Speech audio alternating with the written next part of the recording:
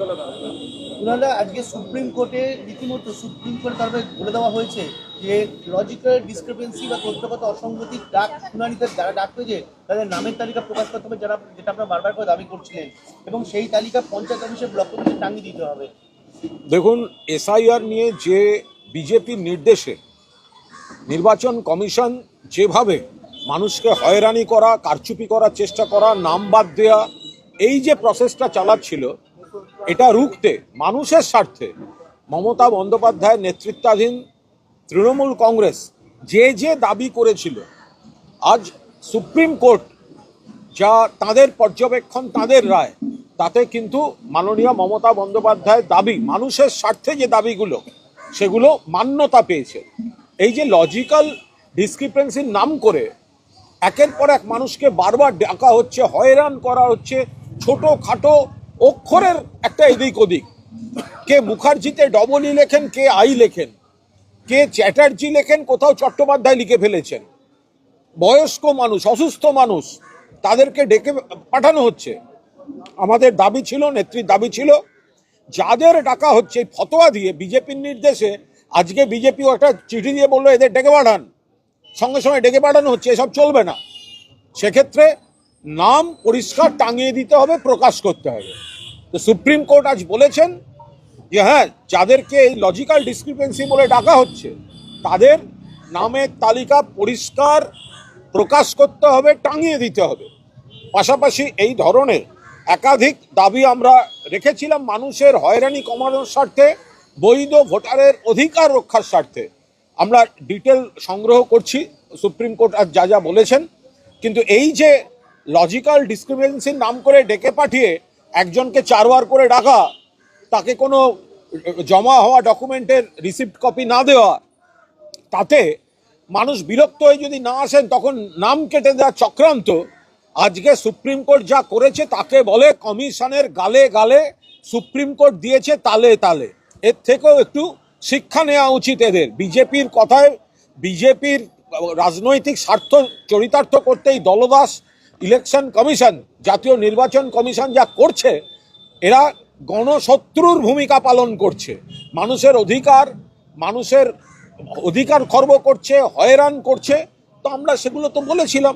এবার সুপ্রিম কোর্টের রায়ে দেখা যাচ্ছে যে মানুষের হয়রানি কমাতে আর বিজেপির এই কুৎসিত কাণ্ড কারখানাগুলো থামাতে এসে আমরা সেই ডিটেল রায় আমরা নিশ্চয়ই পর্যালোচনা চলছে। শুনানিতে সওয়াল করার জন্য যে কোনো ভোটার কাউকে নিয়োগ করতে পারবেন, এমনকি বিএলএ নিয়োগ করতে পারবেন, তৃণমূলের দীর্ঘদিনের দাবি ছিল। আমরা বারবার বলেছিলাম বিএলএ 2কে হিয়ারিংয়ে যেতে দিতে হবে, কারণ বিএলএ 2, আমরা তো বলিনি শুধু যে শুধু তৃণমূলের বিএলএ 2দের যেতে দিতে হবে, আমরা বলেছি সব পার্টি। এখন অন্য পার্টির যদি বিএলএ 2 না থাকে, তার দায়িত্ব তো আমরা নিতে পারবো না।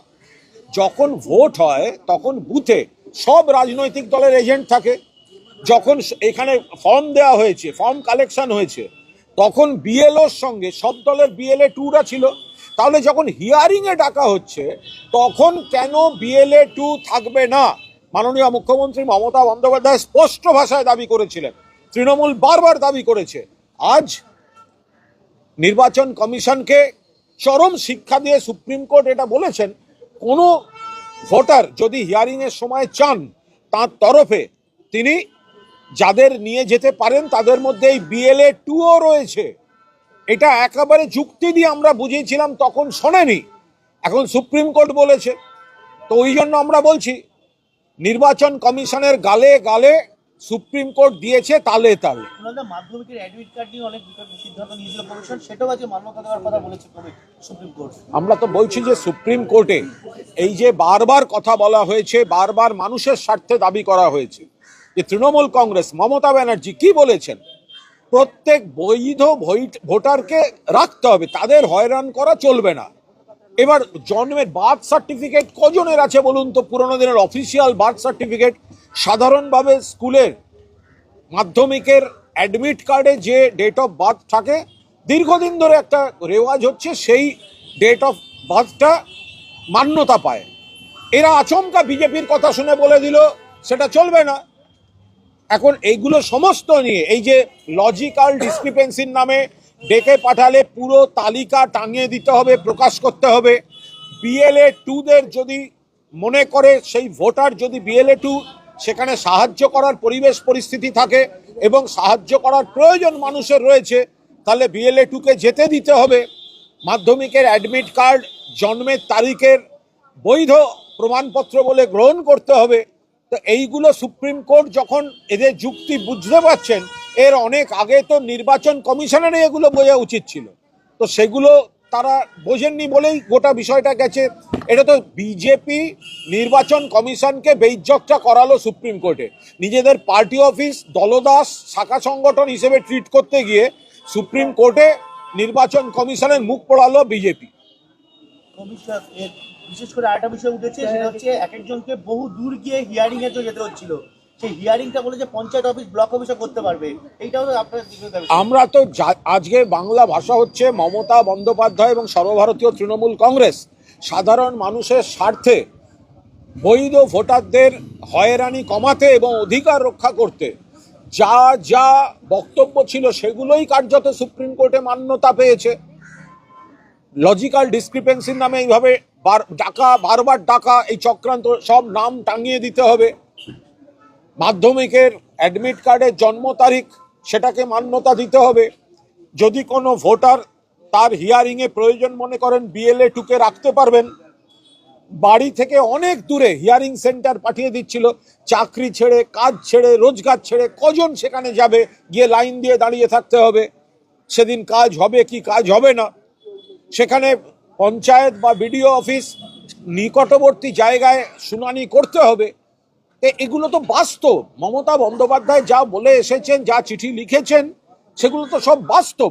ফলে মমতা বন্দ্যোপাধ্যায় সেই দাবিগুলো পুরোপুরি মান্যতা পেয়েছে। আসানসোলে আজকে ধুমধুমার এই নির্বাচন কমিশনে 7 নম্বর ফর্ম জমা দিতে যাচ্ছিল বিজেপির অভিযোগ, হাত থেকে ফর্ম ছিনিয়ে নেওয়া হয়, জ্বালিয়ে দেওয়া হয়, তুমুল মারপিট, পুলিশ ছিল না দাবি। দেখুন, এগুলো তো একটা চক্রান্ত করছিল। এই যে ডিলিট করার ফর্ম, 7 নম্বর ফর্ম, বিজেপি নেতাদের গাড়ি থেকে হাজার হাজার ফর্ম তৈরি এরা উদ্ধার হচ্ছে। তারা বসে বসে জেনুইন ভোটার তাদেরকে হয়রান করার জন্য, বিজেপির এই লেটার হেডে এক নেতার চিঠি পাওয়া গেছে, এটা প্রমাণ হয়ে গেছে, ওরা লিখে দিলে নাম ডিলিট হচ্ছে, আবার ফর্ম। তো সেখানে মানুষ ক্ষুব্ধ যে এইভাবে জেনুইন ভোটারদের নাম উড়িয়ে দিচ্ছে ইত্যাদি ইত্যাদি। এই যে আমরা এখন বসে রয়েছি জোড়াসাঁকো বিধানসভা কেন্দ্রে, এখানে প্রাক্তন বিধায়ক সঞ্জয় বক্সি রয়েছেন, স্মিতা বক্সি রয়েছেন, যুবনেতা সৌম্য বক্সি রয়েছেন, সাধারণ মানুষের স্বার্থের ক্যাম্প। তো এখানেও তো বারবার দেখা যাচ্ছে যে মানুষকে যে যে কারণে ডেকে পাঠানো হচ্ছে, তো তারা এসে বলছেন সমস্ত ডকুমেন্ট দিয়েছেন, তারপরেও এদেরকে হিয়ারিংয়ের জন্য ডেকে পাঠানো হচ্ছে। তো ফলে এখন আজকে সুপ্রিম কোর্টের রায়ের পর এবার তো তালিকাটা টাঙাতে হবে। এবার অন্যায্য কারণে যাদেরকে ডাকা হচ্ছে সেটা তো প্রমাণ হয়ে যাবে যে আজ বিজেপি বলছে রাত্রে নোটিশ দিচ্ছে, আগামীকাল থেকে পাঠানো হচ্ছে। বিজেপির দালাল, বিজেপির এজেন্ট এই নির্বাচন কমিশন। বলছি একটু এসআই থেকে বাইরে গিয়ে, সিঙ্গুরের মাটিতে গতকাল প্রধানমন্ত্রী দাঁড়িয়ে এসেছেন, কিন্তু সিঙ্গুরের শিল্প নিয়ে তার মধ্যে কোনো শব্দ নেই। তাহলে কোথায় এত আশ্বাস? এটা তো আমরা তো গতকালই বলেছি, এ তো পরপর বিজেপি সেন্সাইড গোল। এই যে এত এত ঢাক ঢোল পিটিয়ে সিঙ্গুরে গিয়ে তাঁবু ফেললো, সিঙ্গুরে গিয়ে সার্কাসে তাঁবু ফেলেছিল। তো ওখানে যে সিঙ্গুরে হ্যান বলবে, ত্যান বলবে বিজেপির এই আধা কুচো নেতাগুলো, সেই সঙ্গে বিজেপির পো ধরা ওই CPM কংগ্রেসের একাংশ, হ্যান বলেগা ত্যান বলেগা বলে তো অনেক বড় বড় কথা বলেছিল। নরেন্দ্র মোদী একটা শব্দ উচ্চারণ করেনি সিঙ্গুর নিয়ে। তার কারণ সিঙ্গুরে মমতা বন্দ্যোপাধ্যায়ের আন্দোলনটা কখনোই শিল্প বিরোধী ছিল না। শিল্প হতো শিল্পের জায়গায়, জোর করে 3 ফসলি কৃষি জমি দখল করা, নিয়ে প্রাইভেট পার্টিকে দেয়া, এটা জমি নীতির একটা মৌলিক প্রশ্ন। মমতা বন্দ্যোপাধ্যায়ের আন্দোলনটা পরবর্তীকালে গোটা দেশের কৃষক আন্দোলন হয়ে গেছিল, জমির অধিকার রক্ষার আন্দোলন। তো নরেন্দ্র মোদী খুব ভালো জানেন ওই নিয়ে কথা বলতে গেলে এমনি তার কৃষক বিরোধী ইমেজ বিজেপির আরো 16.5 আনা সর্বনাশ হবে। তো সেই কারণে এই সমস্ত 2 আনা 4 আনার এগুলোর কথায় কান না দিয়ে উনি ভালোই ভালোই বিষয়টা এড়িয়ে গেছে। বেলডাঙ্গা পরিস্থিতি আজকে একটু উন্নত হয়েছে, পুলিশ উঠমাস শুরু করেছে, কিন্তু কেউ কি উস্কানি ছিল? মানে এত বড়, আমরা তো বারবার বলছি পুরোটাই উস্কানিতে হয়েছে। যারা ধরা পড়েছে দেখুন না কোন সংগঠনের, কারা করেছে, আমরা তো বারবার বলেছি বেলডাঙ্গায় উস্কানি, মানুষের ক্ষোভটা ন্যায্য ক্ষোভ। এক হচ্ছে এসআইআর এর হয়রানি, দুই হচ্ছে অন্য রাজ্যে পিটিয়ে মারা। মানুষের ক্ষোভটা ন্যায্য ক্ষোভ, কিন্তু সেই ক্ষোভটাকে কাজে লাগিয়ে মানুষকে বিভ্রান্ত করে উস্কে দিয়ে যারা এই অশান্তি করতে চাইছেন তারা বকলমে বিজেপির পারপাস সার্ভ করছেন। আমরা তো সংখ্যালঘু ভাই বন্ধুদের বলেছি, মুসলিম ভাই বন্ধুদের বলেছি যে আপনাদের ওরা হয়রান করছে, এবার আপনাদের দিয়েই যদি গন্ডগোল করায় তাহলে তো বিজেপির ন্যারেটিভ, বিজেপির ফাঁদে আপনারা পা দিচ্ছেন। মাননীয় মুখ্যমন্ত্রী রয়েছেন, তৃণমূল কংগ্রেস রয়েছে, গোটা বাংলা রয়েছে, সেখানে আপনারা কেউ এমন কোনো কাজ বিজেপির দালালদের পাল্লায় পড়ে করবেন না যাতে সংখ্যালঘুদের সম্পর্কে বিজেপি আরো রাজনৈতিকভাবে কুৎসা করার সুযোগ পায়। তো এর পেছনে একটা নতুন গদ্দার, এর পেছনে বকলমে বিজেপির ফায়দা হচ্ছে, এবং অন্য একটি সংগঠন, সেও বিজেপিরই সব মানে মুখোশধারী এজেন্টগুলোকে দাঁড় করিয়েছে, সেগুলো তো ধরা পড়েছে। মেসি মারাদোনার মূর্তি, রাষ্ট্রে মেসি মারাদোনার মূর্তি তৈরি করা হয়েছিল, সেটা নিয়ে যে কোর্টে মামলা হয়, সরকারি রিপোর্ট তলব করা হয়েছে, সরকারি জমিতে কেন এই মূর্তি তৈরি করা হলো? জানি না বলতো। আর লাস্ট পর্যন্ত 2016 সালে এসএসসি পরীক্ষায় বয়সের ছাড় দেওয়া হয়েছিল কলকাতা হাইকোর্টে, সেই নির্দেশে সুপ্রিম কোর্ট স্থগিতাদেশ দিয়ে দিল, ফলে আবার পরীক্ষা। এটা সম্পূর্ণ প্রশাসনিক বিষয়, এটা কনসার্ন যারা আছেন, যে বিভাগ, তাদের আইনজীবীরা, এটা নিয়ে দলের তরফে এই মুহূর্তে আমি কোনো মন্তব্য করব না। Thank you.